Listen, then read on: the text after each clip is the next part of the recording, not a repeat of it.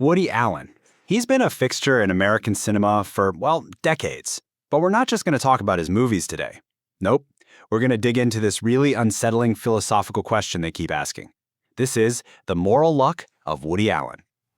Okay, so it really kicks off with this quote from his 1989 film, Crimes and Misdemeanors. And wow, this one line, it just sets this incredibly chilling stage. It suggests that morality isn't some fixed universal truth. It's like, what if it's just written by the winners? What if right and wrong really just depends on who gets away with it? You know, when you think of a Woody Allen film, you probably have a specific image in your head, right? Think of Manhattan, those sweeping black and white shots, Gershwin's Rhapsody in Blue soaring in the background. It's often called his love letter to New York. And yeah, it's a beautiful, super romantic vision of the city. But here's the thing. There's this huge disconnect, right? Between those gorgeous romantic visuals and how the characters actually behave. In fact, some critics argue that the film isn't the love letter at all. It's a harsh critique of its characters, and the city's beauty is just there to mask their selfish, manipulative actions. So this tension, it really points to this split in Allen's whole career. It's like a tale of two different kinds of filmmaking that really were there from the very beginning, his famous comedies and the much, much darker dramas he eventually fully leaned into. Everyone knows him for his early, funny ones, right? Films like Bananas and Sleeper, these brilliant mixes of intellectual jokes and pure slapstick. But here's the catch.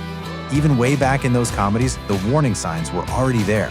They were totally packed with themes of souring relationships and this deep existential despair. So naturally, when he got successful enough when he had the capital to play those dark themes completely straight, he went for it. He made films like Interiors, a drama so serious, so influenced by his hero Ingmar Bergman that it just shocked audiences. Suddenly the laughter was gone. It proved those dark philosophical questions had been hiding under the surface the whole time. Okay, so to really get a handle on these darker films, it helps to have a little philosophical tool in our back pocket. Let's talk about the philosophy of luck and how it can totally turn our ideas of right and wrong completely upside down. So, traditionally, a lot of Western morality comes from this guy, the philosopher Immanuel Kant. And his whole view is pretty simple. You've heard it a million times. It's the thought that counts. Your moral worth is all about your intentions, not the outcome. A good intention is always good, no matter how things pan out. In this view, morality is supposed to be immune to luck. But then you have this other philosopher, Bernard Williams, who came along with a totally different idea called moral luck. He argued that, actually, Kant is wrong. Sheer random luck plays a huge role in our moral lives. Who you are, the situations you end up in, and, this is the key part, how your actions turn out because of pure chance, all of it, he said, decides whether we're seen as good or bad. And you know what? This whole idea is captured perfectly in this one iconic shot from Allen's film Match Point. You have a tennis ball that hits the top of the net, and for just a split second, it could fall on either side, winning or losing the entire game. The film's argument is that our entire moral fate can swing on a bounce just like that. It can be totally arbitrary. And this is where things get really unsettling. This brings us to one of Allen's most disturbing themes, crime without punishment. We can see exactly how this idea gets built up in two of his most challenging films. You know how in a normal Hollywood movie, the bad guy always gets caught, justice is served, roll credits? Well, not in Woody Allen's world. Here, murderers often get away with it completely, at least legally. The only punishment they might face is internal, that feeling of guilt, what philosophers call compunction. But what happens if that feeling just goes away? So let's really break this down and see how moral luck plays out for two of his main characters. On one hand, you've got Judah from Crimes and Misdemeanors. He has his mistress murdered, but he's shown as this sympathetic, reluctant sinner. And because he gets away with it, a stroke of luck, his guilt just fades, and he finds peace. Now compare that to Chris from Match Point. He does the deed himself and is way less sympathetic. And even though he also gets away with it, his outcome is totally different. He's not at peace. He's trapped, imprisoned in a life he doesn't want. Same crime, different luck, totally different internal fates. And this is the really chilling takeaway, the lesson Judah learns. Because his crime goes unpunished, he discovers that if you just give it enough time, the most awful things, they can be done, and you can live with them. His entire moral compass gets reset by the outcome. Because he got lucky, his action somehow becomes the right one, at least for him.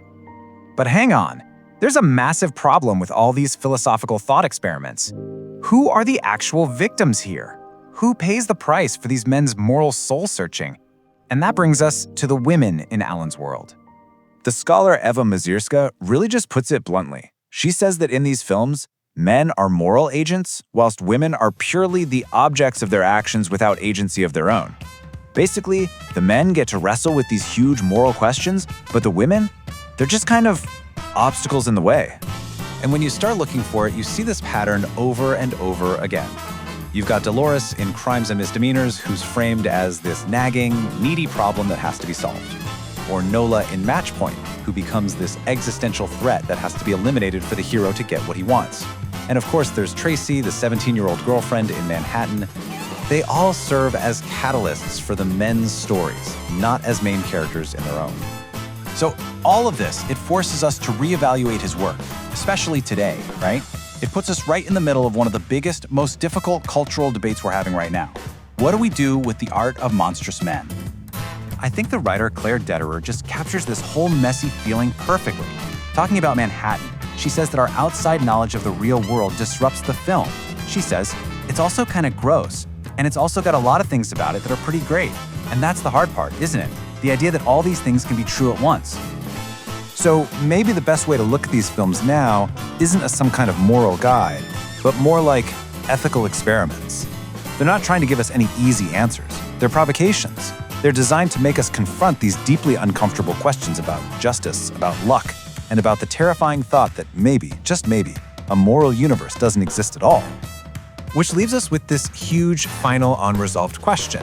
In this day and age, how do we engage with the art of creators we find problematic? There are no easy answers here, but it's a question that these films, for better or for worse, absolutely force us to confront.